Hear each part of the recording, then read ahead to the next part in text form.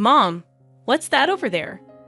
When I returned home from my parents' house with my daughter, we were met with piles of trash bags in front of the entrance. As we approached, I realized that these bags contained my daughter's and my belongings, carelessly packed as if they were actual trash. Confused, I exclaimed, "What's this? Why is this happening?" My daughter tearfully pulled out her beloved stuffed animal from one of the bags and hugged it tightly. Frustrated, I marched towards the entrance, only to find that the locks had been changed while we were out. It became apparent that my mother-in-law and sister-in-law were behind this. Ringing the doorbell and knocking several times yielded no response. "What is this? Isn't it terrible?" I muttered. Upon closer inspection, one of the trash bags had a note that read, "Parasites disappear, never come back." A surge of anger welled up within me, and I couldn't help but express my frustration aloud. "The real parasites are you," I muttered. This was the worst treatment I had ever received from my in-laws in 15 years. Not only me, but making my daughter feel this way too was unbearable. My patience exhausted, boiling with anger, I loaded our belongings into the car, and we returned to my parents' house. "I will never come back to this house again," I declared. "I'm looking forward to seeing what happens to the parasites when their host is gone." My name is Sarah. I am currently 43 years old. I live with my husband, daughter, and my husband's mother and sister. I can't say we live happily. I work from home, but this house is never peaceful. The issue lies with my mother-in-law and sister-in-law, Diane. They have disliked and ignored me for over 10 years. As my daughter, Tracy, grew up, it bothered me less and less. I mainly work as a personal consultant. I started as a fortune teller, but as my blog became popular, I began receiving more consultations on attracting customers, leading to my current job. I met my husband, Kent, through a friend's introduction when I was training to be a fortune teller. I work in sales at a pharmaceutical company, and I also do affiliate marketing as a side job, which is finally starting to take off. Kent gave me enthusiastic advice on attracting customers when I expressed my struggles with fortune telling. Attracted by his kindness, we started dating and got married a year later. At that time, our income wasn't great, but Kent always supported me. I'm so glad I married Kent. I truly felt this way. Living with my in-laws began about a year after I got married. It started when my father-in-law, who had been healthy until then, suddenly passed away. My mother-in-law felt insecure about the future and asked my husband to live with us. We agreed to live together in exchange for her taking care of the household chores. Initially, my mother-in-law welcomed our living together and was happy. I hoped we would get along well, but I was mistaken. 2 months later, she began completely ignoring me, perhaps dissatisfied with me not helping with the housework. Soon, my sister-in-law, Diane, also started ignoring me. I didn't mind being ignored, but the challenging aspect with my mother-in-law was her tendency to involve others. Not only did Diane, my sister-in-law, hear about it, but even neighbors and relatives were informed that my daughter-in-law stays at home, but says she's working, leaving all the housework to me. If I say even a little, she talks back 100-fold, so I just ignore her. To make matters worse, my mother-in-law would suggest to others, "You better not talk to her too. It'll be troublesome." As a result, people around the in-laws' house began giving me only tepid responses to my greetings. I felt isolated, and it became very difficult. Despite my pleas to stop spreading strange rumors, my words were completely ignored. Although my mother-in-law's attitude softened slightly when my daughter Tracy was born 2 years after we started living together, her overall stance towards me hardly changed. However, she was very fond of Tracy, and having her help with household chores and childcare was a huge relief as my work became busier. Around the same time, my husband Kent's side business started to struggle, and he seemed unable to adapt to changes in the affiliate marketing market. He approached me saying, "Sarah, can you increase your contribution to the monthly expenses a bit?" I agreed, expressing that my consultations were increasing, and the new methods I implemented were working well. Despite my willingness to collaborate on ways to boost his sales, Kent insisted on handling it independently, saying, "I think I'll try it on my own. I'm really sorry." From the beginning of our marriage, we had agreed that Kent would manage the household finances. Initially, my income was low, so he allowed me to contribute more when my sales increased. I transferred money to Kent based on my monthly earnings, and he provided a fixed amount for living expenses in cash. Initially, I could only contribute $100, but now I could transfer up to $1,000, though not every month. I could contribute more if I dipped into savings. I knew Kent was struggling with his side business, but his pride prevented him from consulting me. He began spending more time at cafes after work, returning home later and later. When Tracy was about 5, Diane got married and moved out. Since she lived nearby, she often brought her son Ricky to our house during the day. When Ricky turned 1, Diane expressed her intention to start a part-time job. My mother-in-law gladly offered to take care of him until the evening. Diane was appreciative, saying, "Thank you, I'm so happy." However, as my mother-in-law began caring for Ricky at home, she became very fond of her grandson and started being cold towards Tracy. When they fought, my mother-in-law would scold Tracy, comparing her unfavorably to Ricky. Over time, Tracy started playing near me and began to dislike my mother-in-law's behavior. I spoke up, saying, "Talk to your mother. Tracy and Ricky are both her grandchildren. She should treat them the same. Tracy is already a big sister in elementary school." However, my mother-in-law's focus shifted, and she approached me saying, "Things are tough at the company right now. We might not get bonuses, so could you contribute a bit more?" Despite the challenges, my blog's client attraction was successful, and I started receiving more consultations as a consultant, earning far more than I did as a fortune teller. When Kent requested additional financial support, I responded, "I'm already contributing $2,000 a month. Isn't that enough?" "Yeah, I'm embarrassed to say, but my salary has decreased and the side business isn't going well." "Don't be secretive. We're a couple. We should support each other in tough times." "I'm really ashamed." "Thank you." Later, the amount I contributed gradually increased, and eventually I was transferring $4,000 a month to Kent. Still not wanting to hurt his pride, I let Kent continue to manage the finances. When Tracy was in 6th grade, Diane came back home with Ricky. It seems Diane got divorced due to her infidelity, but I don't know the details. By this time, Tracy could help around the house, so household chores were divided among each family, being ignored by my mother-in-law, and Diane continued, but it no longer bothered me. It's unfortunate that I couldn't give Tracy her own room when she started middle school, as Diane's return meant we ran out of rooms. One night, while discussing which tutoring school Tracy should attend for middle school, Diane suddenly said, "Hey, tutoring is expensive. Why doesn't Tracy study by herself? Could you stop making such comments? I'm paying for the tutoring, so it's none of your business what Sarah's paying." "Impossible.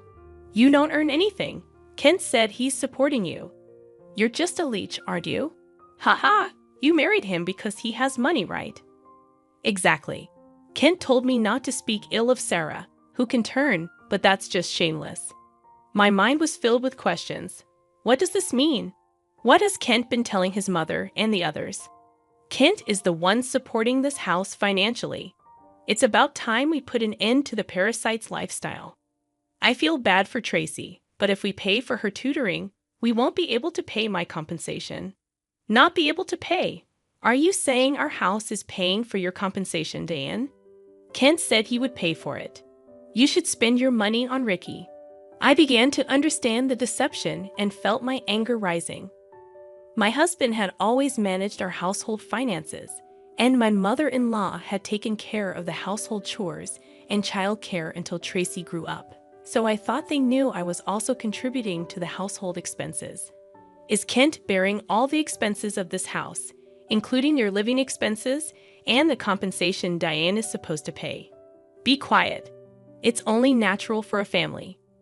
You're the only outsider here, not related by blood, and yet you act as if living here is your right. It really makes me angry. I contribute money too. Don't talk back. What you contribute is barely enough for your own food expenses. You hardly have any income, and yet you're so arrogant. I could feel my body trembling with anger. I could see Tracy on the side, looking like she might cry. I knew Kent had a lot of pride, but I never thought it would be this bad. Certainly, in the beginning, Kent was paying for the living expenses and pocket money for my mother-in-law and Diane. But I had started contributing as well, and now we were living on my income. I needed to talk to Kent properly. Around midnight, Kent came home. He was drunk and seemed cheerful. "Can we talk? I didn't know you weren't getting any money from your mother or Diane. They said you're covering all the expenses of this house." About that. My bad. It's a matter of pride as a man, you know. When we started living together, I was paying for everything. There wasn't a right moment to say you were also paying, and in front of the family, let me be the eldest son a little, please. Kent, with a light-hearted tone like in a comedy sketch, put his hands together. "Oh, that's right. I'm going to Conan this Saturday. I'll be gone for a week. Take care." "Conan? Why?" "I got invited to a seminar in Conan by a friend I'm doing a side business with. I'm going to make it a success, so cheer for me, Sarah." "Well, I'm off to sleep. See you tomorrow." My husband lay down on the mat in a cheerful mood and soon started snoring. My anger wouldn't subside, but recently, with Kent coming home late, we hadn't talked much, and I had no idea about this. I thought he was joking while drunk, but on the weekend, Kent really left with a large suitcase. During Kent's absence, I had the freedom to use the car, so I decided to take Tracy back to my parents' house. The next day, a shocking event awaited us. "Mom, what is that?" When Tracy and I returned from my parents' house, there were piles of trash bags in front of the entrance. Upon closer inspection, these bags contained mine and Tracy's belongings, carelessly packed just like real trash. "What is this? Why is this happening?" "I don't understand." Tracy, crying, pulled out her beloved stuffed animal from the bag and hugged it. Furious, I headed towards the entrance. "Huh? Has the lock changed?" It seemed that the locks had been changed while we were out. This must be the work of my mother-in-law and sister-in-law, Diane. I rang the doorbell and knocked several times, but no one came out. What is this? Isn't it terrible? Upon closer inspection, one of the trash bags had a note saying, "Parasites disappear, never come back." I felt a surge of anger from the bottom of my heart. The real parasites are you. I couldn't help but let out a swear word. This was the worst treatment I had ever received from my in-laws in 15 years. Not just me, but making my daughter feel this way too. I finally lost my patience with boiling anger. I loaded the luggage into the car, and we returned to my parents' house. I will never come back to this house again. I'm looking forward to seeing what happens to the parasites when their host is gone. When we returned to my parents' house, they were shocked. I hadn't told them about the ignoring from my in-laws, the money issues, and most of all, their attitude towards Tracy. Not wanting to worry them, my parents said, "There's no need to go back to that house. You should claim compensation from them." They cried with anger and told me to stay with them. My mother's words, "You really had it tough," made me cry too. In reality, I had been trying my best all this time. Enough is enough. I finally decided to confront my feelings while staying at my parents' house. I contacted a friend who had introduced me to Kent. She was connected to Kent's side business friends. "Are you doing well? I want to ask you something. Do you know if Kent's friends are currently in Conan, that famous entrepreneur seminar, right? I was invited but wasn't interested, so I declined." "Kent didn't go, did he?" "Yeah, that's right. By the way, I heard Kent quit his job and is now managing a business with his wife. You two must be close." Yes, that's right." Nonchalantly, I replied and hung up immediately. After I called Kent's company, what my friend said was true, and to my surprise, Kent had quit his job 2 years ago. This meant that for the past 2 years, I had been paying almost all of the living expenses for my in-laws. Looking back over the years, I suddenly felt hollow. A week later, I received a laid-back message from Kent saying he was back in the US. After continuously ignoring him, I stopped hearing from him altogether. He must have heard the news back home. Expecting persistent contact from Kent, I hired a detective to investigate him. The investigation revealed that Kent, dressed in a suit in the morning, spent his afternoons gambling and evenings at a woman's house. So I asked for an investigation into his infidelity as well. 3 weeks later, Kent called me. It must have been close to his former company's payday, and he was panicking. "Sarah, sorry I couldn't contact you. I'm sorry for what my family did. I heard they kicked you out, and I was thinking, why did it come to this? Really? Did you tell the truth to your mother and Diane?" Kent quickly changed the subject and said something unbelievable. "Let's leave that house and live in a new home, just the three of us. I'll cut ties with those who disregard you, Sarah. I'm ready to abandon my mother and Diane, so please come back." Are you really cutting ties with your mother and Diane? Was Kent planning to easily discard them after making them dependent on him? I was disappointed in Kent and his self-centered actions, so I told him, "I'm coming back for now, so leave the door unlocked." Kent seemed delayed at my message. A few days later, I returned to my in-laws' house with Tracy. Kent, his mother, and Diane were there, but Ricky was nowhere to be seen. I was relieved that Ricky didn't have to witness the adults' ugly arguments. When Kent made some remarks, I ignored the displeased pair and took out a divorce form from my bag. I confronted the surprised Kent. "I heard you quit your job without telling me.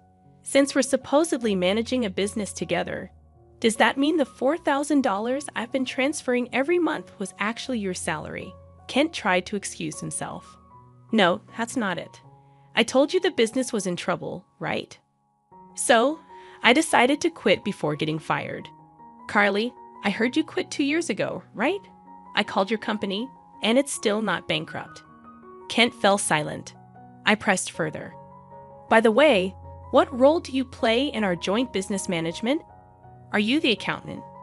Kent became increasingly uneasy and started sweating. "Kent is supporting the whole family, isn't he, Mother? He quit his job, his side business isn't going well, and yet it's a mystery where the money is coming from. I'm leaving, but please continue to get financial support from Kent." My mother-in-law and Diane's faces turned pale and ashen. "But the other day on the phone, you were crying and begging to save only yourself, saying you'd cut ties with your mother and sister. Haha, but that won't happen. I'm also discarding Kent here." "What do you mean? I don't understand. Kent hasn't been going to work. That's a lie. He leaves in a suit, and Sarah was supporting the household. It's true. Sarah has been paying for everything for years. I'm unemployed now and not doing any side business. We're going to have a hard life because you guys kicked Sarah out. We could have had an easy life without working if you hadn't done anything unnecessary." "What do you mean by that? You were planning to abandon us, weren't you?" Kent's response ignited the fury of my mother-in-law and Diane. As the three of them caused a commotion, Tracy and I began to take action. I came to pick up some forgotten items. I took a cleaning robot bought within the last 6 months, an expensive microwave favored by my mother-in-law, and a beauty device Diane had gotten from Kent. "Wait, that's mine. This is mine since I bought it with my money, or you can pay me back for it." Diane fell silent at my words. Then I searched for and gathered my belongings from their rooms. The belongings they had put out did not include my expensive brand bags and accessories. "Why are you taking that too? This is mine." I ignored their complaints and sweet talk. Finally, I dropped a bombshell on Kent. "Oh, I forgot. I plan to claim compensation from your mistress, Mary, too. Tell her it's no use running away." "What? How do you know about her? I know you went to Conan with Mary recently. Good for you, right?" "Of course. I have all the evidence of the affair, so no escaping that." "No way. You've been deceiving me and having fun for the past 2 years." I'll be claiming compensation for the affair, child support for Tracy, and oh, you were secretly paying Diane's compensation too. I'll be claiming that back as well. As I prepared to leave, my mother-in-law and Diane desperately tried to stop me. I was wrong, Sarah. I'm sorry. We just believed what Ken said.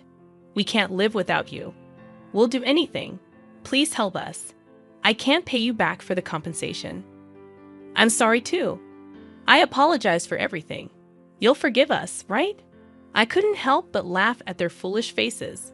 They finally realized who had been supporting their lifestyle, realizing too late that their non-blood related support was gone.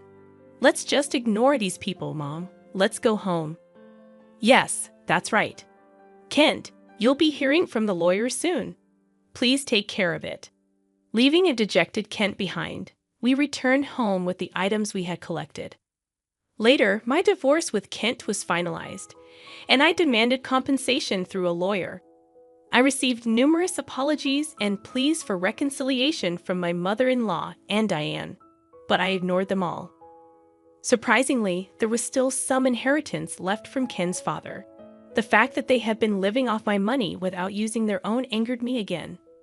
However, the inheritance wasn't enough for the compensation, and ultimately, they had to sell the house to make a lump sum payment. Naturally, this included the compensation I had been paying for Diane. After selling the house, I don't know what became of Ken's family. I hope Ken can take care of his family, but ultimately, he will choose his path. I also claimed compensation from Kent's mistress, which led to an unexpected revelation. Through the lawyer, I informed her that Kent was unemployed, and I had been supporting the family. Kent had deceived her, claiming he was an entrepreneur with a successful business. In the end, they broke up after an argument.